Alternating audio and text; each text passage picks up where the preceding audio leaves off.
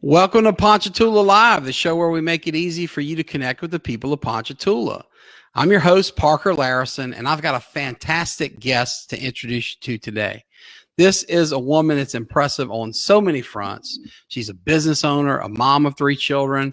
She's homeschooling her children. She's traveled the world, in her career and decided that she just loves it here in Ponchatoula with her family. So now she owns a boutique right here on Main Street. Very successful, wonderful story to tell there. There's so many nice things I could say about Brittany Marino. And one of them is that I'm very excited she's about to be my neighbor. Here soon, she's going to move in near Brandy and me on 8th Street. So with no further ado, Brittany, welcome to the show. Hi, thanks for having me. Thank you for coming on. Why don't you begin by telling us a little bit about yourself?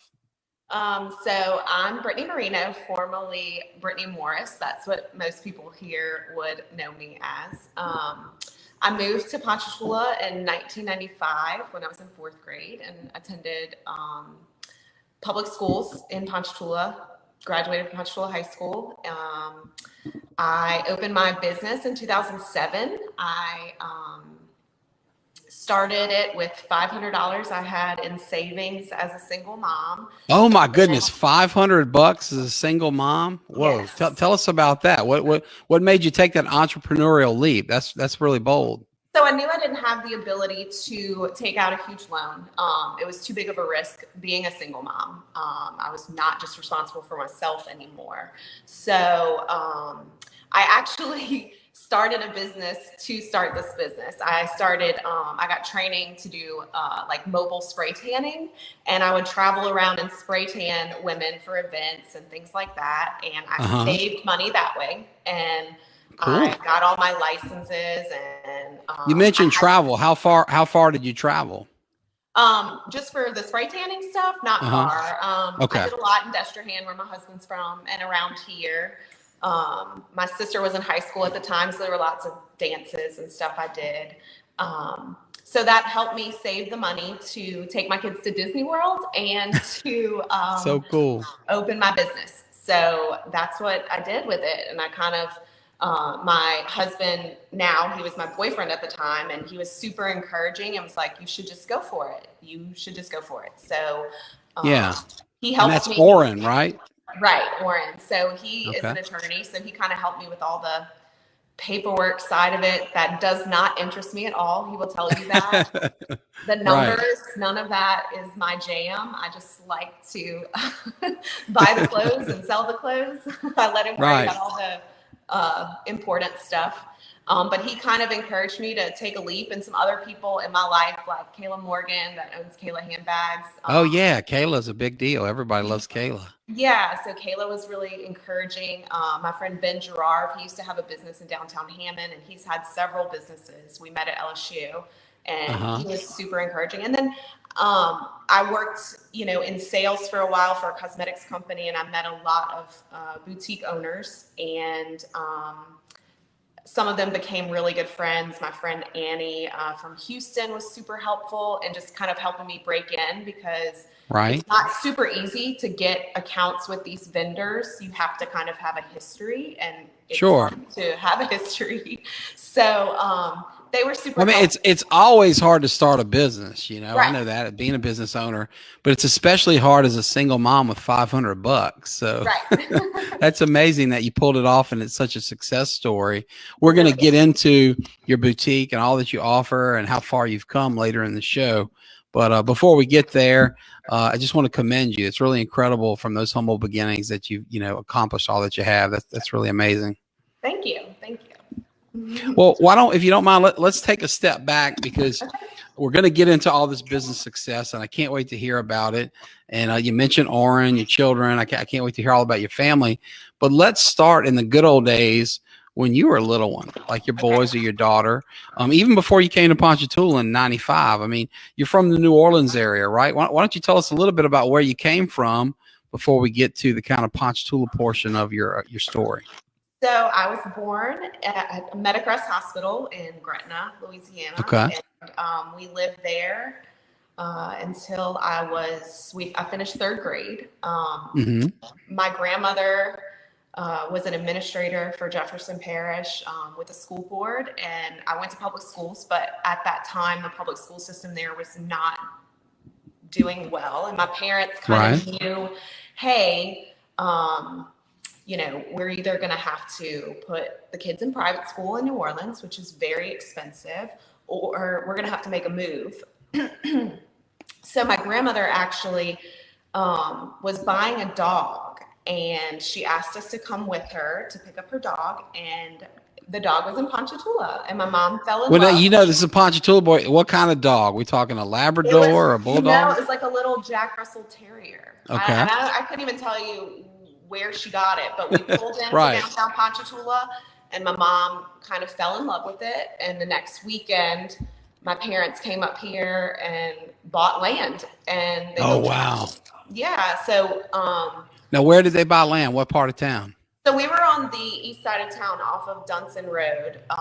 Cool. Growing up. And then when I was in college, they moved into Weinberger Trace. So, so they both nice areas to live for sure. Yeah. So it was, a big change for me. I came from like the city, and I played a lot of sports growing up. Tell us about that. What sports did you play? Everything. Whatever was in season. Yeah, whatever was in season. Softball, volleyball, basketball, track. I did cheerleading. And over in New Orleans, you have these huge recreational departments. And when I got here, it was like culture shock, because we were playing on beat up courts for basketball, and the softball field, we actually played on those Millville fields with like orange backstops and like rubber bases. It was horrible. Sure. Which I credit. I grew up practicing on those fields. I can relate. Yeah. Oh my gosh, you'd like break an ankle because there was so many like holes. Right. So that was tough. My dad actually drove me to New Orleans for a while to play AAU basketball, and I was on this team for UNO called Dribble Tears, where we kind of were like a mini like Harlem Globetrotters team. Like we performed at halftime and did like tricks with the basketball. So he was. Well, you must have been pretty good, because you went on to coach high school ball at North Shore, right? I did. I coached. I was an assistant coach at North Shore for about 4 years. Oh wow! Was basketball your best sport, or were you equally good at all of them? I don't know. I think I was probably better at softball, but basketball was my heart. Like that's like I used to go to camp every summer at Louisiana Tech when Kim Mulkey was there. I'm like a diehard Kim Mulkey fan. You won't find a bigger fan. My husband gave me. She's the best.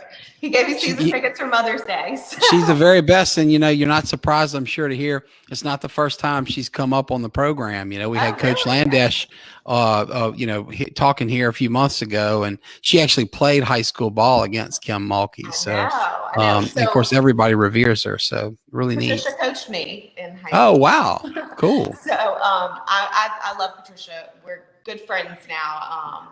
She's the best. Yeah, her daughter is also a local business owner. She owns a little boutique here. So right. In fact, I think I saw her daughter throwing some love out to your boutique, or on either your page or her page late. And I was comforted to see local boutique owners supporting one another. Right? Maybe you guys sold a hat and she sold a dress. I don't know. I'm sure I have most of this wrong, but it was nice to see some friendly fire across the social media. Here in Ponchatoula, rather than the kind of jealous rivalries you see in some downtowns with some boutique owners. And look, I can honestly say that, like, owning my business here, like, it's such a supportive community. Like, I mean, you hear about, especially in boutiques, like you hear about it being cutthroat, but like, I'm really good friends with Tori Bishop, who owns Obsession and Tailored, and they sent me flowers for my grand opening. Like, so cool. It's a very supportive community, so it's a blessing to have that, and there's plenty to go around for everybody. I truly believe that it doesn't have to be ugly. I totally agree with you. I'm from the philosophy of rising tide lifts all boats, and I've got a little group of attorneys, and we kind of try to help each other, and you see so many people in my industry and yours view it as a zero-sum game, and they just get competitive and nasty, and that's such a negative energy. So it's nice to when you see folks being positive and supportive. Yeah, absolutely, absolutely. So, but yeah, so then Ponchatoula High. I mean, little kid. I played sports growing up. I played sports in high school. Yeah. Graduated. I went to LSU for a year, and then I came back to Southeastern. Cool. Which my parents swore I would do, and I did. So, yeah, and what did you study in college? Education, secondary education. Okay. So I'm not in my, area of study at all. God bless teachers, because I could not do it today. Right. Well, yeah, I think you see a fair amount of folks go through. My dad's one of them. My dad, everyone knows, is the retired sheriff, and he did that for nearly 25 years. But he was a high school basketball coach too. He coached the girls at Maripol once upon a time, and remembers it fondly and loved it, but left with an appreciation for the professionals that do it for a career, because he wasn't cut out to stay, and would be the first to tell you. So I think it's neat that you have that life experience, and 4 years is a pretty full chapter. So what are some things you learned teaching in Louisiana Public High School? So I wasn't actually teaching. You're just coaching. I'm sorry. Okay. Yeah. Or coaching in high school. Because I was pregnant at the time, and Gotcha. Yeah. So I was just coaching. Same question, but as applied to coaching. What did you learn coaching those kids for 4 years at North Shore? Those girls are some of my dearest friends today. Like, I adore them. Some of them became like family. I can remember one spent Christmas with us. Wow. Her mom passed away recently, and we became a family. I lost a baby while I was coaching, and they were just amazing. I mean, so that was I think we had this kind of sisterhood, because I was still young. I was 23 when I started coaching there, and so yeah. So not much of a gap between your age and your player's age at that point. No, now they're all actually one of my former players is the head coach at North Shore High School now. So it's cool to see it go full circle. Yeah. Amen. Yeah. Well, we're talking about childhood and, leaving the North Shore to come up here to Ponchatoula. Who were some of the important people in your life at that time? Were there friends you made in Gretna that are friends to this day? I think at least one of your friends kind of made the trek up here with you and moved to Ponchatoula. Tell me about the people that you grew up with at that stage in your life that were important to you. So, Megan Lindsay, she's my best friend since we were 5. We went to Woodrow Elementary on the West Bank together, and she moved here in 1st grade, and I would actually come up to visit her. And then we've been friends ever since. She's now in Nashville and has a big recording studio and a successful. Yeah, she's now the famous Megan Lindsay. Yeah, she's gone on to big things, right? She has. That's super cool. proud of her. Super proud of her. Yeah. So she was one of my closest friends during that time. And then I moved up here, and I made friends pretty quickly. Everybody was friendly here. I remember, the difference in coming from somewhere that was a bigger city to here was that, people waved at you in the grocery store and smiled and said hello, and it wasn't something we were really used to. I remember my mom commenting on that, everybody's so nice. Yeah. Was your mom a city girl too? Was she from Gretna originally, or what's her background? My mom went to Ursuline High School. My whole family was from that area.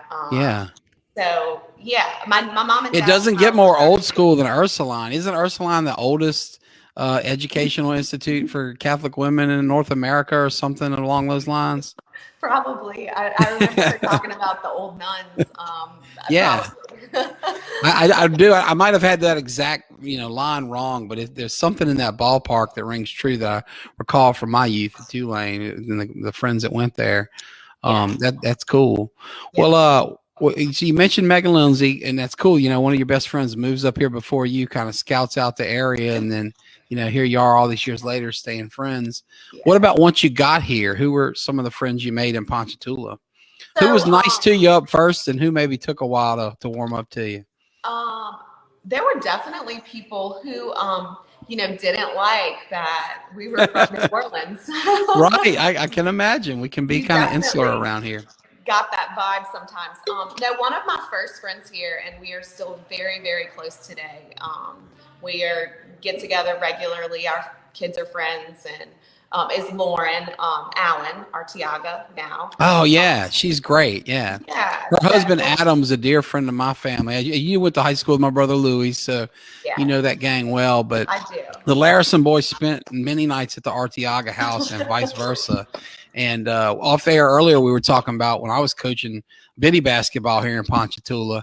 My dad and I started coaching together when I was young, and Adam was our first ever draft pick. So it's kind of funny looking back. It shows you why we didn't win many championships. You know, Adam was a good player, but I don't know if he should have been the first round pick, right? Great guy. My dad got pretty involved with Ponchatoula youth basketball. He was on the board. Yeah. Okay, I was too. So you might know my dad. Yeah, what's your dad's name? Tim Morris. Oh yeah, absolutely. Yeah, okay. Yeah, so Miss Judy Bergeron was the yeah. So I really grew up with that crew. Trevor's mom, as she was known back then, but she was a stalwart on the board. I think she was president of the board too. And so of course, Mr. David coached. Yeah. Corey Gonzalez's mom, Miss Beth. Corey was my catcher when I coached baseball. Great guy. Yeah. So wonderful those crew. Kids, I was with them because our parents had board meetings. Jamie Walsh, we were always all together because of that. Yeah, her brother John played for us too. He was a good player. Yeah. So that we were tight. That clicked, you know, when I first moved here. So I did get kind of like built-in friends when my dad got involved with the board because I was there. Now, while we're talking here, Adam is piping up through his wife's Facebook account. Hey, Adam. I did say you were a good player, man. You know, all the Arteaga boys are good athletes. And I admire your moxie. You still think you should have been number one. If you can remember our record that year, please let me know. And I'm sure it was the coach's fault, not the player's fault. But Adam and Louie made for a spunky little backcourt. The problem with that team was we had no height. You know, they may have been our tallest two players, and if you know those guys, they're not twin towers. Right. Well, that's cool. So yeah, we share a lot of folks in common there. So do you grow up playing in the PYB program, or yeah? Tell us about that. Was it fun? That league didn't even exist when I was a kid, so I didn't get to play basketball until St. Joseph. So tell us what it was like to come up in Ponchatoula youth basketball. Well, if you know my dad at all, he was very, very hard on me. He's a competitor. Yes, he was very hard on me. So, I mean, it was fun, but, you know, like there was a lot expected of me. He put a lot of time in with me, and they spent a lot of money sending me to camps. And my parents didn't have a lot of money because they were 16 and 19 when they got pregnant for me. Oh, wow. They married super young. Yeah. So they didn't have a lot when I was growing up, and of course. They made a lot of sacrifices to send me to camps and send me all over. Mm-hmm. But I mean, people still joke about my dad. You know, Mr. Eddie Fisher coached me. Yeah, another PYB legend. Yes, I was actually the first girl Mr. Eddie coached. So he's done a lot since he coached me. But I was the first girl that Mr. Eddie coached. Very cool. He actually gave me my first coaching job with one of his AAU teams. So me and Mr. Eddie Fisher go way back. But no, it was great. I mean, I think the thing that was hard was that, you know, when I was coming up, there wasn't the accessibility to AAU teams and things like that. Right. So really all we had was PYB. But that was my job too. I worked the books and I got paid to do it. And so I mean, my life was spent at the gyms, or, you know, for softball and baseball season, I was working in the concession stands for Miss Crystal Satoon. I think it's really great, and I speak highly of Mr. Bill Wheat. You know, I think he really advocated for girls' sports here. Yeah. Oh no, he's the best. He was on our show last week, and I just a great man. Okay, cool. I told Dana, because she's one of my best friends, I said, it's going to be hard to follow your dad. But I saw her husband Flynn at Academy a few days ago, so I was giving him flack about talking about him on the show. They're great folks, and Dana's wonderful. But you're right, Dr. Wheat has been such an advocate for women's sports, having the three girls, I'm sure. Yes. Speaking of PYB lessons, Arteaga's back on the board here. He says his Patrick Ewing shoes made him a solid 4'5". I love it, Adam. That's a good one. Adam, are you even 4'5" now? Oh, okay. I'm short. I can't go there because Adam's probably taller than I am. But well, let's talk about the AAU process because you mentioned your dad and your mom's dedication to exposing you to things, even though they got pregnant young and didn't have a ton of money. You did play some AAU ball too, right? Did you have to go to the city to do that? How'd that work back then?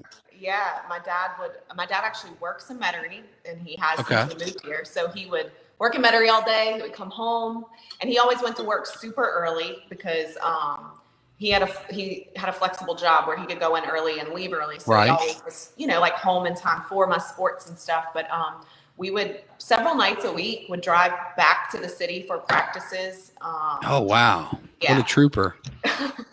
Father's love. Yeah.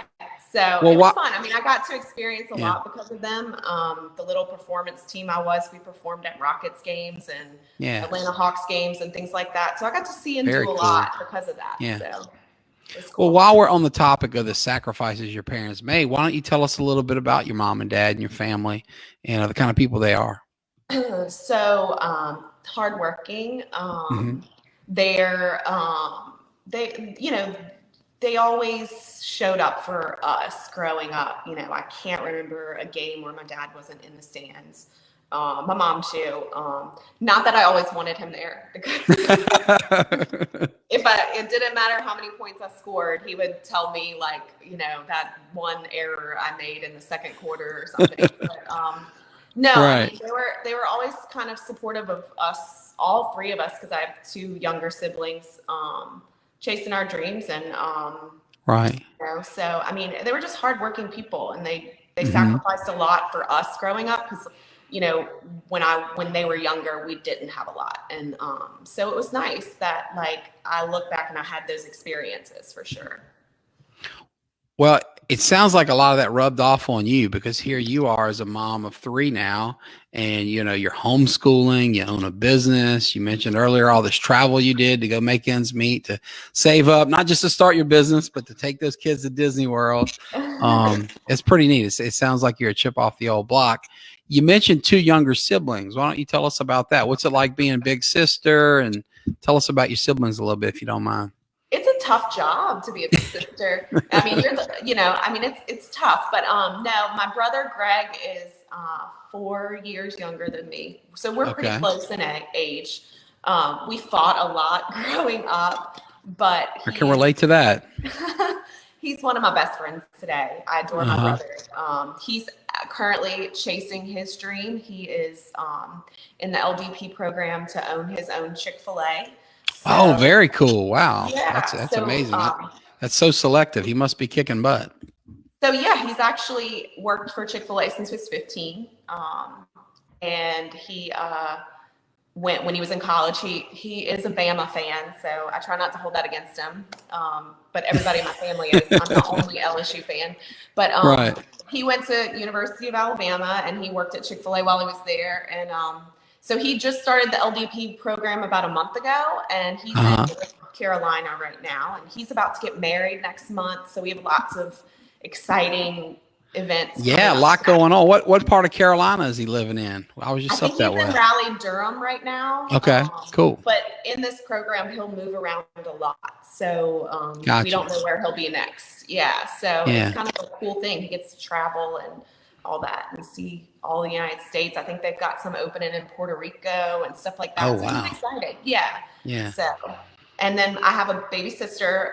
There's a 14-year age gap between her and I. So it's a big one. Yeah.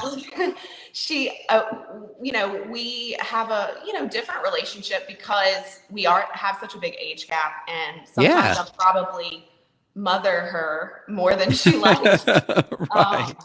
But she's one of my best friends too. And you're right. It's a different dynamic because we have an 18-year gap from oldest of four boys to youngest, but there's a 12-year gap between my brother John Paul and I. And it's a different world when your brother moves off to LSU when you're in first grade or whatever. Right. And then when you're growing up duking it out, sharing bunk beds or whatnot. Right. So yes, I think I think she probably doesn't like it as much that, like, you know, I mama her sometimes, but I can't help it. Right. So getting back to your move to Ponchatoula in fourth grade in 1995, I guess it put you in DC Reeves. You may mention that. What were your first impressions of Ponchatoula? And, you know, what of those do you think are, you know, what were you right about first impression wise, and what maybe changed as you got to know the community better? I mean, I can't say that I really had any like negative expectations or experiences. My fourth grade teacher was Vicki Blackwell, who to this day I still say was the best teacher I've ever had, and probably one of the best teachers the Tangipahoa Parish school system has ever seen. Amen. She was amazing. And I was really impressed with DC Reeves at the time. They had their art month and they had their big art gala and lots of cool things they had in the public school system that I didn't have necessarily at Boudreaux on the West Bank. I think they're still kicking butt over there. We had a guest on the show, Trey Marshall Muse, you know, one of the teachers, and he told us about all these wonderful things they're doing. So it's a great school, and it's cool to hear that it was that great back then. And Miss Blackwell was carrying that torch for Ponchatoula. She was, and I actually ran into her at one of my son's baseball games a month or two ago, and her grandson was playing against my son, and we stood there and talked for a while. I adore her.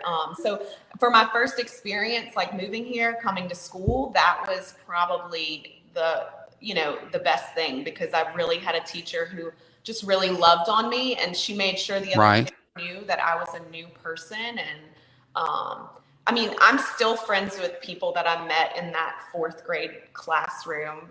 Jeff Monaster, we're still friends. Amanda Russell, she's an attorney. Cool. We're still friends. So, I mean, there was a bunch of people that I met in that first year that I'm still close to, but also we were members at First Baptist in Ponchatoula. So I grew up going to church there. That's how I met Lauren. Great church. I mean, we just started going there this year, and it's been a wonderful experience, and my boys love it. Great youth program, and it's a great church. Always has been. Yeah. We got a comment up here I need to share. Mark Verbois has chimed in. He says, Brittany's so awesome. Glad she's become a business owner in Ponchatoula. He says, Brittany, that you come from a great family, except for the whole Bama thing. Yeah, I think him and my dad kind of go back and forth on Facebook a lot. Oh, yeah. They kind of have similar personalities. Well, they're outspoken fellas, right? Ponchatoula guys, not afraid to share their opinion and step up for the community. Mark, thanks for tuning in, man. We always love it when you're on the show. I especially love when you guest host, man. You do such a great job. Unlike me, you're an actual a real broadcaster, so that's nice. Well, Brittany, while we're talking school, and we were talking about the first, Ponchatoula schooling experience, at DC Reeves, why don't we jump to PHS? Because I know you had a blast there. Like me, like Mark, you were a key clubber when you were there. I'm sure you did a bunch of wonderful things, community service-wise, et cetera. Obviously, you were busy playing sports the whole time. Tell us about your PHS experience and what you remember fondly from those times. Just that it was so tight knit, this being a one high school community, like you said, right? And we had grown up with these kids, we all grew up together. So, I mean, like any other high schooler, there's hard times and times where you don't feel like you fit in or feel the prettiest or whatever. Right. It's a weird time in your life. But I look back on my high school experience fondly. I made some really good friends. I'm still friends with some teachers that taught me there. Tell us about that. Who were some teachers that impacted you? Christy Atkins. Oh yeah, great teacher. I used to babysit her kids, so the fact that they're getting married and stuff is. That's just a great family. Both she and her husband is so dedicated to our community and public service. They're wonderful people. Yes, they are. Anita Johnson, who was also babysat for her. I love me some Anita Johnson. She and her 3 wild boys they're great. I love Anita. She's the best. I babysat all of the Johnson boys as well. So they were great. I had really good relationships with them, and we're still friends today.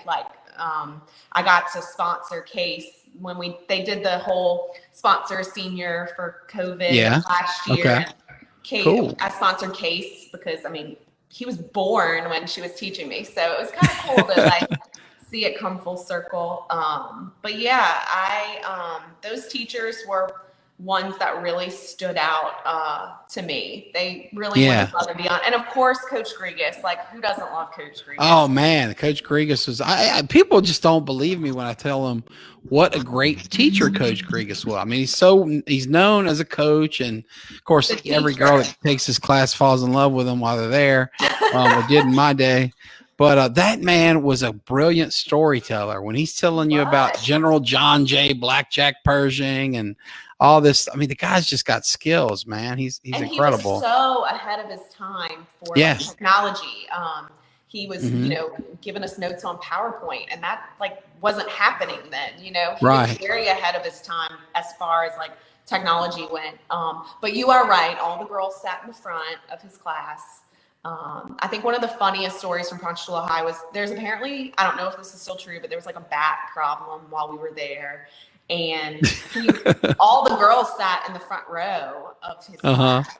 And one day he like pulled the overhead projector up, and it popped up, and like bat poop flew everywhere, like all over us in the front row.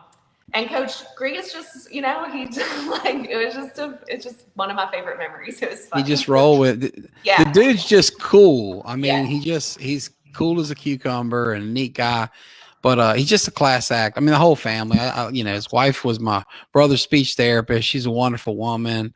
Coach Brent Lane's been, you know, he's done beautiful artwork for everybody in town. They're just so talented. And, but he's a real class act. I got to say that Coach Grigas will always be one of my favorites. So thank you for sharing that. Yeah. Well, tell me, you know, so we're talking about high school. What was the next chapter? You mentioned going to LSU, coming back here. What were you into? Because, you know, I assume you weren't playing ball at LSU, or, you know, so you leave kind of this lifelong focus on athletics into new stuff. I think I burn out on sports. Yeah. When I graduated from Ponchatoula High, I was only playing volleyball at that point. I think it was just the sport I felt the least amount of pressure with. So I had kind of slowly given up on everything, and I just dedicated so much of my life leading up to that, to spending my summers at camps and everything like that, that I just really burn out. So I'm now the kind of mom who doesn't like really push things on them. Not that my parents pushed it, because I totally wanted to do it. But like, if they want to try different things, I'm not going to be like, nope, we're playing travel ball, you're playing year round. Like, it's just not me, because I don't want them to burn out. I want them to continue. So what are you kids into? Why don't we take that as an opportunity to introduce each kid, their age, and kind of talk about what they're into. And, you know, when you mention as a mom, you know, your approach to it, it's just kind of, you know, what are they into? So Carter is 10. Okay. Carter is an overachiever. Cool. He's brilliantly smart. Has been since he was a baby. I think he started reading at like 2.5, 3. Like, oh man. And it's not anything I did. Like, I can't take credit. He really is just like freakishly smart. Right. He wants to play every sport. And he is that kid who will give 110%. He's not the best, but he's going to work harder than anybody. So he makes me super proud. I bet. So full circle, Trevor Bergeron actually gives him pitching lessons now, which is cool because Trevor and I grew up together. And he loves going to see Trevor all the time. Like, he loves. Trevor's such a great guy. One of the very best guys. He and his buddies are going to be coming on the show to talk about, you know, the foundation they've started and all the great work they're doing in the community. And he's just as good as it gets, man. Trevor Bergeron's a class act. He really is. He really is. So Carter's going to be my one. I think that, you know, I don't really have to like ride his butt too much. He's very, he's very driven. He has big dreams, and, you know, I just keep telling him, go for it. Like, he wants to be an astronaut. What are a 10-year-old's big dreams? I mean, what's a 10-year-old got his eyes set on? He wants to be like an aerospace engineer. He wants to go. Oh, wow. He wants to go to outer space. He's very like, and he's always kind of thought that way. He's very numbers driven. He's just really smart kid. He's very sweet. He has the best smile, and he's got pretty sparkly blue eyes. He's a good kid. So it sounds like he's going to be a nice addition to our neighborhood. I'm pretty excited to get this guy on 8th Street, man. He will. Yeah, that's nice. He's a go-getter. So he makes me really proud, and I think he'll be the one who takes care of me in my old age. We all need one kid who's going to step up and do it. So it's good that you've got that identified already. Sawyer. Well, what about Sawyer? Tell us about Sawyer.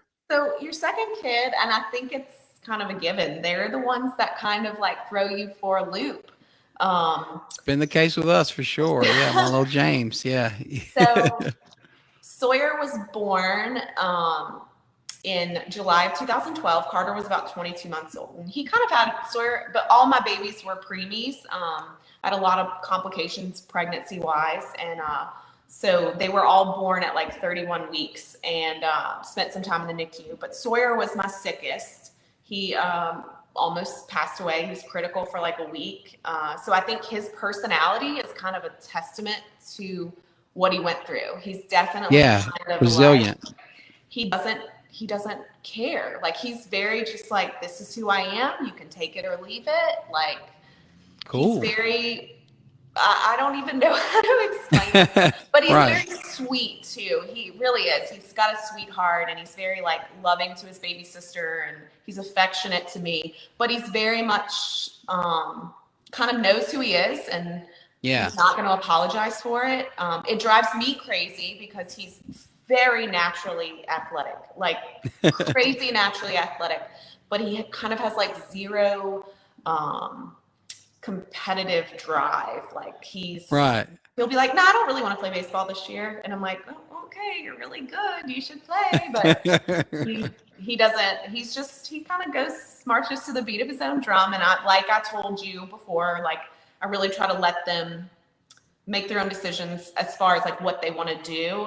But I did tell him this year, because he hadn't done anything, and COVID happened, and he was like, no, I'm not going to play baseball. And I was like, look, you're not going to just come home every day and play Xbox. Like, you're going to do something. I don't care if you join Cub Scouts. I don't care if you play an instrument, but you're going to do something. So he started running track, and he really enjoyed that. So maybe I have a little track star on my hands someday. What are his events? Is he a sprinter or distance, or does he do some of the other events?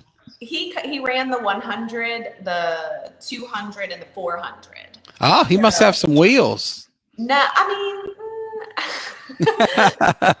he did throw the turbo javelin. Him and Carter both threw the turbo javelin, which I guess is like a. You're gonna have to educate me. I don't know what I know what a javelin in the Olympics is, but what's the turbo javelin? I think it's like one made for kids, so it's more of like a rubber, like not gonna impale someone. Probably pretty good, especially with two boys 22 months apart, because a whole lot of impaling going on. They did win first and second in that event, so that was kind of cool. Very cool. But yeah, he's a good kid. I have two. I mean, he's very smart as well. I'm very blessed to have kids that don't struggle in school.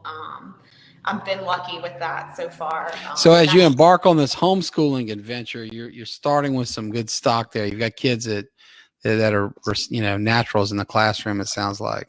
I do.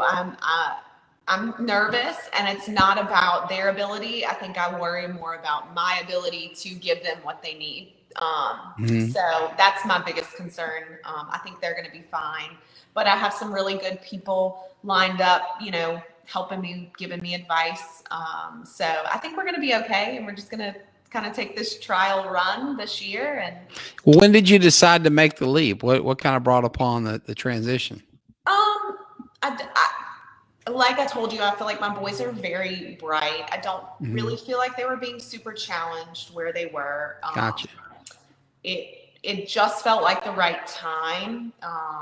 It was kind of either now or never. I kind of felt like, and I knew that I would never regret trying it, but I would regret it if I didn't try it. So that's kind of where I'm at. We're going to try it this year and see how it goes. And if we love it, we'll just keep going.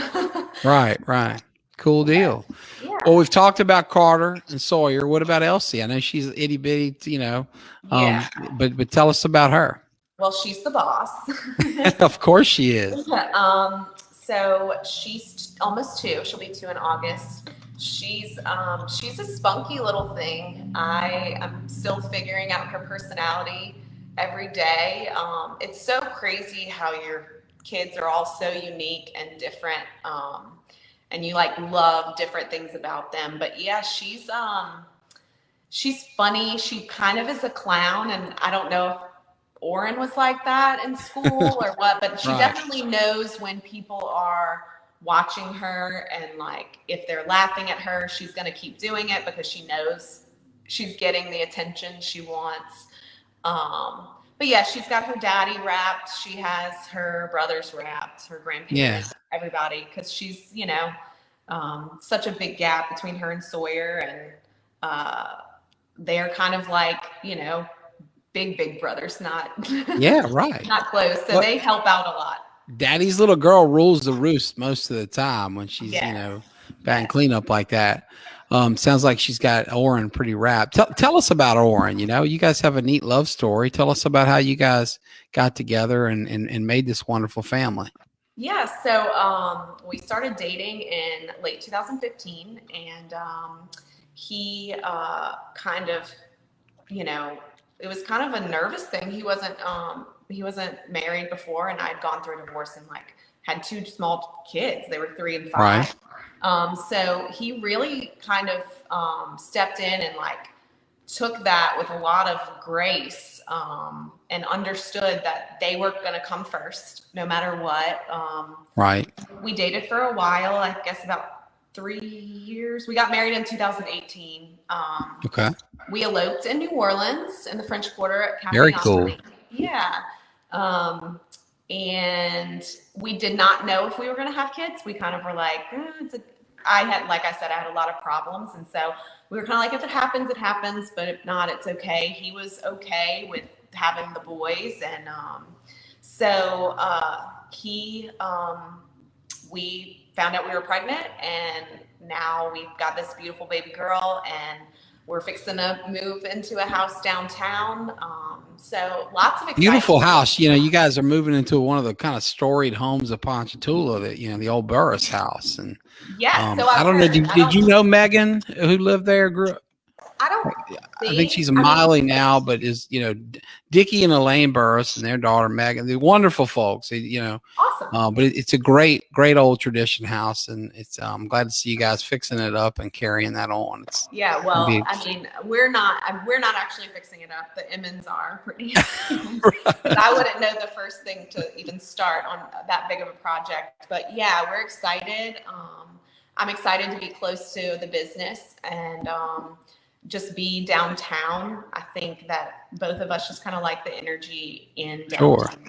Yeah. We were in a neighborhood before in Lake Orleans where we built our first house, and we loved the neighborhood. It wasn't anything like that, but when we saw this opportunity, we knew we needed more space, and I love an old house. So here we are. Well, you're going to love it. I grew up on 7th Street. I've lived on 8th Street the last 20 years, and it's just a wonderful place to live. You're right. Being right there in the thick of things, you can, walk to pretty much wherever you need to go. It's a lot of fun. You mentioned being near your business. Let's circle back to your business. Okay. Tell us about your boutique. And you mentioned earlier the origin story of starting with $500, but tell us about what y'all sell and kind of, what you're into. So I sell women's clothing and accessories. When I started out, I had just left a job in sales for a cosmetics company. And I've spent a lot of time in retail during that, meeting with business owners and things like that. And I kind of said like, hey, I can do this. I was meeting with this guy, Ken Jones, who had advised us with Kismet. He's a big guy up at the University of Houston. And he basically told me, he was like, look, you can do it. Like, he kind of helped me set up a business plan, and my plan was to start out online, and that's what I did. So I sold strictly on Facebook and Instagram initially, and I would travel with my clothes to different events. I would pop up. What you do is called a pop-up. You bring your rack and your stuff and you pop up at these events. I would be at my friend's hair salon one Well, Saturday. yeah. What kind of, okay. Hey, okay. I was going to ask what kind of events. Yeah. So, or maybe there was like a, you know, I would get involved with like the New Orleans Moms blog, or, you know, the Jolly Jingles and things like that happen around the holidays. People do host things in their homes sometimes where they invite all these small business owners to come in, and they'll invite all their friends, and where they are selling our product. So I did a lot of that initially. And then Casey Robert, I was working part-time at Q&A at the time because I couldn't completely quit working. Casey's awesome. Speaking of wonderful women and business owners of Ponchatoula, yes. She's up there, man. She's the best. Yeah, she really is. So I've known Casey since high school, and I worked at China Lotus in college. So, you know, I was at her and Garrick's wedding. We've been friends for a while, and she approached me because she had recently moved into her newer location across the street from where she originally was. And it was a lot more space than she had before. And she asked if I'd be interested in like kind of permanently popping up there. So it was a great opportunity for me. I wasn't willing to give up where I started with no debt with the company, with my business. I didn't want to take out a large amount of debt. I wanted to organically grow, and if it was successful, it was. If it wasn't, it wasn't, and it was okay because I could go back to work. It wasn't a huge deal. But Casey approached me, so we sat down. So when was this? I can't remember when Shallaroo moved across the street. I know it's within the last few years, but do you remember roughly when? 2019. Okay. So, about 2 years ago. Yeah. So I made 2 years there this March that I've been inside Shallaroo. So yeah, Casey just approached me and was like, look, you know, I need the store for my interior design business, but I don't necessarily want to deal with all the retail. So would you be interested in setting up your business inside my business? And I was like, that sounds like kind of a great opportunity for me. So we worked it out, and I've been there for 2 years, and it's really been kind of just a great, I think, situation for both of us because, you know, I help out with the rent, and my customer base is different than hers. So I'm bringing people into her store that might not have known about it, but they follow me on Instagram or Facebook, and kind of vice versa, the same thing. Sure. You know? So I've kind of had great synergy. Yeah. Right. I've kind of had to change like my who I sell to too, because I had to expand that. I mean, it wasn't selling to initially to 50 and 60-year-old women. I mean, not that that's a bad thing. It just wasn't my target market when I was selling on Instagram and Facebook. But those are the women who are coming into the store to shop at Casey's store and to buy drapes and things like that. So I have now, I mean, I've had to kind of learn how to buy for girls in college, but also how to buy for women who are in their 50s and 60s. And I think we do a pretty good job of having a balance in there of things that really anybody could wear. I've brought in size inclusive items. So we have items from extra small to 3X. So that's been something we've done. I think it's just really been a good little partnership there. And we like each other, you know, Casey and I like each other. We get along really well. And, if you're going to spend all that time together in the same store, you know, thank God, right? I mean, wouldn't life be so much worse if you didn't?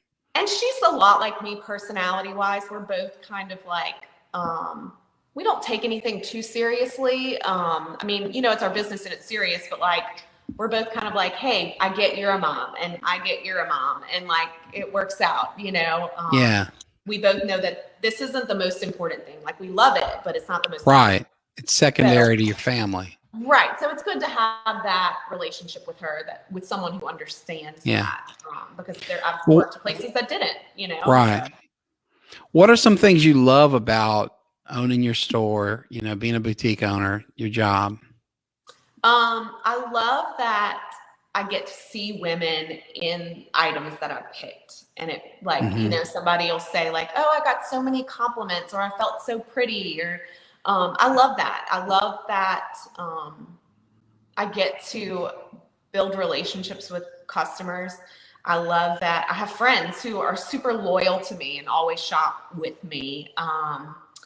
I just enjoy people in general. So I think that being in this kind of retail environment is good for that, because I get to meet so many different people in that way. And now it's across many platforms, you know, so it's not just in the store. You're meeting people via Instagram and Facebook and things like that.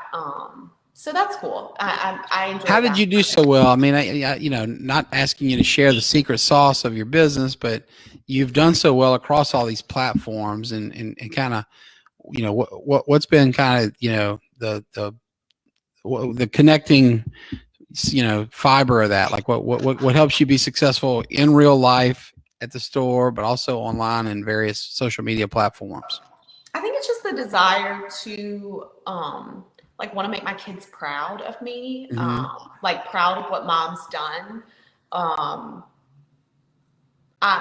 I like that I can give back to my community too. So that's always been something that was important to me when I started the business. Like any opportunity I could or was given, I wanted to be able to give back. So, you know, I donate clothes to the Holy Ghost Fair, or, you know, to different things.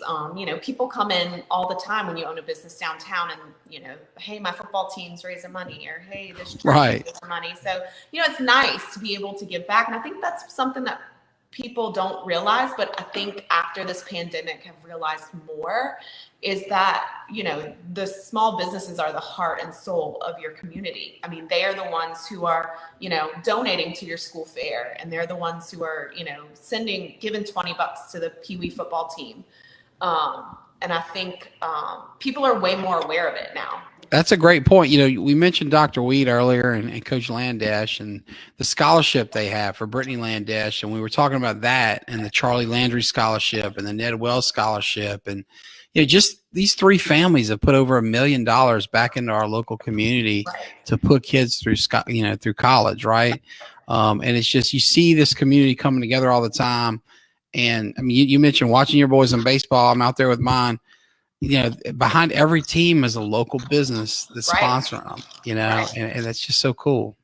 Yeah, absolutely. No, I think that's probably one of the best parts of it, is just being in the community and being able to, you know, give back. I'm on the board of directors at Restoration House, which is another thing that's very close to my heart. So great program. Yes. Tell us about that. Tell us about the good they do in the community for folks that may have never heard of it before. So Restoration House is a crisis pregnancy center. It's a place that you go when you have an unplanned pregnancy. And it doesn't matter who you are or what, you know, demographic you come from, you're welcome, and they support you. So they offer everything from free pregnancy tests to ultrasounds, but also not just for pregnant women. They support women and their children in our community. So there's a baby closet there where they, you know, survive off of donations, and these women come in and they meet with an advocate who's trained to kind of counsel them. So they do things, just sit and talk to them if they just need somebody to talk to, or there's a woman who's been coming in a lot and she's having trouble finding a job. Like I wrote a resume for somebody one time to get her a job. I mean, there's a lot of things, you know, moving parts, and I don't think people realize how much they do. There's a GED program. You can go. It doesn't matter if you're 15 and a dropout, or if you're 65 and just never got your high school diploma. You can go there and take the GED classes, and they pay for you to take your GED. So it's really cool that they have all of that. Such a wonderful organization. And, you know, as you mentioned, you know, obviously, you know, any financial donations folks can afford to give would be welcome.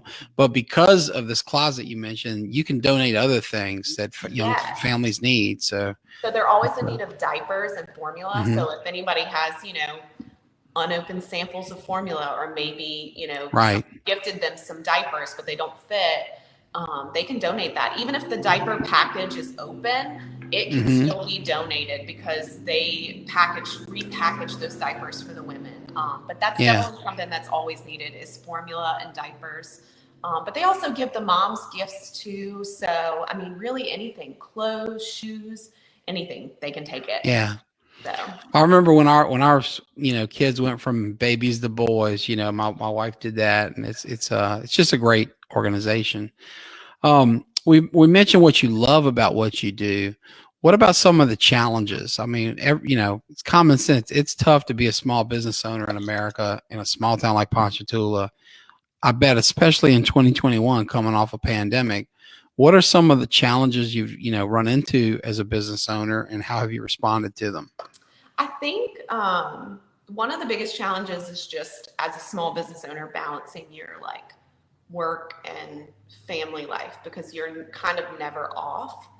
You're always thinking about like what you need to do. It's not a 9 to 5 where you go and you clock out, so that's difficult. But I think like with the situation I'm in right now, it's very easy, and I'm so grateful because it's been an awesome experience. I mean, 2020 was rough, but I think we closed down for 2.5 months. We were shut down. Yikes. Because the big box stores opened up before we could. It was just a very weird time.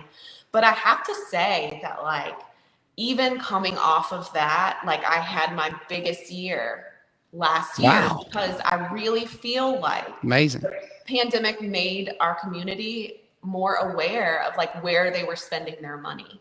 They knew that in order for these small businesses that they love to survive, they needed to eat at the local restaurant, or they needed to shop at that local store and not go buy a shirt at Target.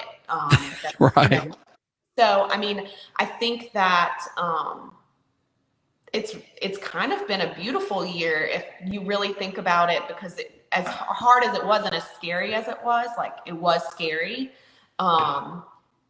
it turned out better than I could have imagined. And you're right. In some ways, it brought out the best in our community and refocused us in a way that was important. So yeah, absolutely. Yeah. Absolutely. It was a really good experience, I think, just to see everyone come out and support. And Faith with I guess I don't know if she's with the chamber or with the city. Faith with downtown development. Faith Allen. And she just got married. I don't even know her new last name. Forgive me. Oh, Faith. I don't either.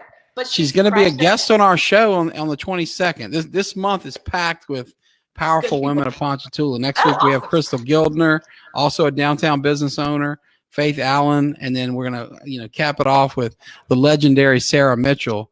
But please tell us about Faith and what she does for your business and the others in the community. I mean, she's done really well with the with social media, just sharing what I post it's a little thing and it's easy for her to do, but it has a huge impact. I also think they've been really good this year with just kind of small events that aren't really a huge deal, but that get foot traffic. Because I think that's the hardest part of owning a boutique in downtown Ponchatoula, is that during the week, there's not a whole lot of foot traffic. So having those events on Saturday, where you have like a sidewalk sale or whatever, it brings people in, even from other local areas like Hammond and Springfield and things like that. That's been a big help. Like those events have been, I think, a lifeline for a lot of the businesses in downtown. Great point. Let's think about some lessons you've learned along the way as a business owner. If someone came to you looking to open a business like yours or follow your career path, what kind of advice would you give them? Just make sure that you really love it and your heart's in it, because it might look pretty from the outside. Like, oh, that must be fun. She gets to, shop for clothes all the time. Right. And you're the boss. Right. But it's hard work, and like you make a lot of decisions that, are big. Like, do I shut down? Do I stay open? Do I, things like that. So I think that would be the advice, is like, you just got to really make sure your heart's in it. And like, if you're in it, it'll be easy, like not easy, but it'll be fun and worth it. Worth it. Yeah. So yeah, that was excellent advice. One topic I wanted to hit on, and neglected to earlier was your career in reality TV. It's not often we get a guest on the show that's been, a star of reality TV. So tell us about that experience, the show you were on, and what that was like. So, before I opened my boutique, I was working for a cosmetics company out of Covington called Kismet Cosmetics. We were approached to do a show called $1 Billion Buyer with Tillman Fertitta. He is the owner of the Houston Rockets and Landon. Right. So we filmed all over New Orleans, kind of showing what we did with our products. And then that was like in June. We filmed at the Gold Nugget because he also owns all the Gold Nugget casinos. And that's when, he comes in, and it's very intimidating because he's this billionaire and he's questioning you. And we tested our products against, national products. And then we had, in August, we filmed our boardroom scene, which is where Tillman gives you a deal or doesn't. And we got a deal. He, I think, committed to $150,000 like up front, but the deal. Whoa. Yeah. So you cut a deal with a billionaire on TV. That's on TV. That's incredible. So yeah. So me and Caitlin Piku were the owner. She's the founder of Kismet Cosmetics. Okay. So we, our products were in all of the Gold Nugget casinos at that point. And then I was the director of sales because that was one of the stipulations. Was I was working for Janiking at the time, another great local company. But, absolutely. The Emmons are dear friends of mine. They were very supportive of me going on the show and doing this. So when I got the deal, Tillman said, the only way you're getting the deal is if Brittany works for you full time, because he knew I was the salesman. She was like the person who did the products and created the products, but I was the one who was going out and selling it.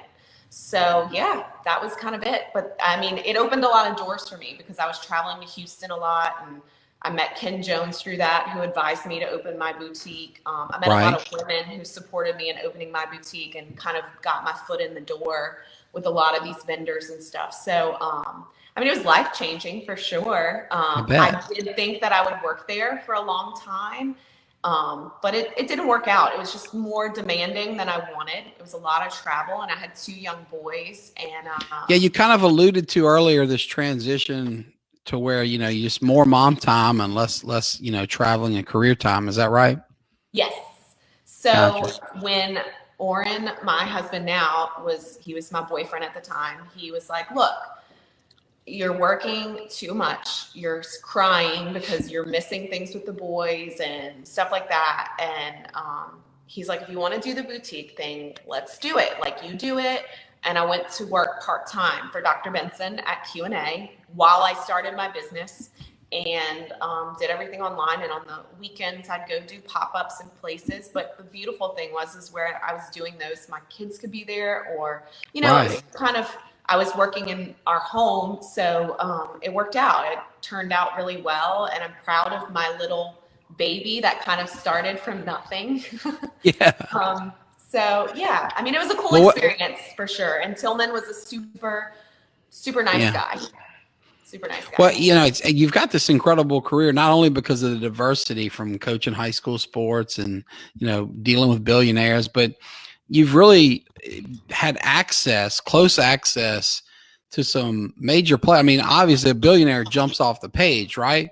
But you're also talking Tom Inman at Janiking, Dr. Benson.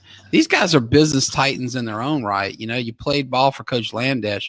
Do you see any common themes, among these super successful people that you've come across in life? Just that they're go-getters and they're driven. And they hustle. I honestly think, I remember another person who I just adore is Mr. Mike Fulmer, and his daughter Caitlin and I are good friends. He's great. And I ran into him at Salad Station, and he knew that I had the boutique, and he's like, tell me about it. Tell me about what you're doing, what your plan is. And he was just very invested in it. And he seemed so genuine in what I was doing. And I have to say that those particular people, Mr. Mike and Dr. Benson and Mr. Tom and Casey and Chance, I mean, they're genuine. And I mean, Casey's a friend of mine, you know. Absolutely. You know, when I moved back to town nearly 20 years ago, you know, Mike Fulmer, Tom Inman, these were the first guys to, you know, among the first people to hire me. And they had big businesses, you know. I mean, but they put their trust in a young, untested kid, and because they're at their heart, they're givers. They care about our community, and they want to see other folks in the community be successful. And it sounds like that's what they share with you. Absolutely. I mean, they were very supportive. Dr. Benson, when I was working there, he was like, "Hey, why don't you plan an event at Chesterton? And like, you plan it, you get other businesses to come." And it was like, I got this pop-up at Chesterton because Dr. Benson supported the fact that I had a business, you know, while I was working for him. He was trying to help me advance my business. Very cool. Yeah. So, I mean, and knowing probably that he would lose one of his best employees to you going full-time with your own thing. I mean, that's the real giver angle here, right? I mean, I think he knew that your success in that boutique would cost him in his clinic, right? But he was still willing to support you, even though it was probably best for you. I probably wasn't that important at the clinic. I wasn't like a nurse or esthetician or anything. I was just the person behind the counter, like selling your, you know, expensive night creams and eye creams. But no, I mean, it's great. We do have such a great community and a community of leaders, people like Mr. Bill, Mr. Mike, and Mr. Tom and stuff that, you know, just really are supportive of our community. I mean, that's how I ended up on the board at Restoration House, was Colleen Inman called me. Colleen's so involved. Yeah. Yeah. Hey, I want you to come be on the board. And you can't really tell Colleen Inman no. So here I am. But, so true. Yes.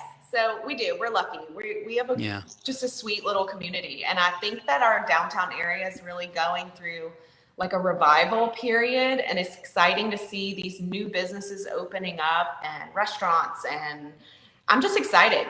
I'm hoping that all of this means that we will see more foot traffic and things like that. But yeah, so. Well, I share your optimism. Ponchatoula is on a great trajectory here. I thank you for your time. We've kept you a little over an hour, so it's time to get this mama bear back to her little cubs. There are two little boys and a little girl waiting for her at home. But before we do that, Brittany, is there anything else that you'd like to share with our viewers and our listeners? Anything on your mind or your heart that you think that we could hear? Definitely just as a small business owner, to just keep being really conscious of where you're spending your money. Like I said before, you know, your local restaurant owners need you, especially after the year everybody had. And I just think it's really important to step up and support your local small businesses. It's something that I strive to do, and I'm not perfect. Like I still get things on Amazon. I mean, I'm not going to lie, but like I really think that, you know, there has to be a focus. Like, hey, it costs me, you know, $1 more to buy it here. Buy it there. Like, it's worth supporting your local businesses. Great point. Because at the end of the day, like, those are the people who are giving back to your community. You know, Target may make a big donation in something, but, you know, they're not supporting your baseball teams and your kids' sports and like that. So I just because the men and women you mentioned earlier, you know, not only are the Inmans and Emmons, you mentioned both of those, you know, cutting a check to these charities like Restoration House, but they're serving on the board, they're recruiting new members. And, you know, Dr. Wheat's clinic's not just sponsoring the team that played against my kid, his daughters are out there coaching, right? I mean, small businesses are driving our community in so many ways. So that's great advice. Absolutely. Well, folks, thank you for tuning in. Brittany, thank you for doing this show and for staying so long. As I mentioned earlier, we've got a ton of wonderful women coming up this month, so I hope you'll be back every Thursday at 5. And with no further ado, we'll say goodbye for the week. Take care.